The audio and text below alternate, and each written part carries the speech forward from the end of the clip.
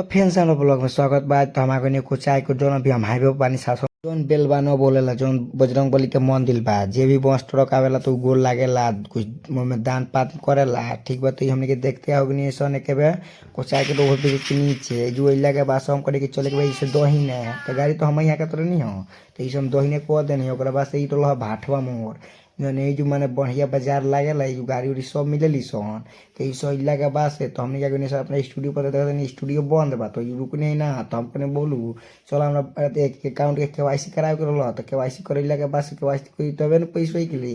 चलो मैं सामने देखते बानी है कुछ आए को थाना ऐसा हाल होइल बा कि जोन बाउंड्री घेरल बा पर इतना ना खरपतवार जाम गइल बा कि सरकारी पे तनी उन्हें ध्यान नहीं के दे। कि हम साफ सफाई करी देखते बानी कुछ आए को थाना के हाल।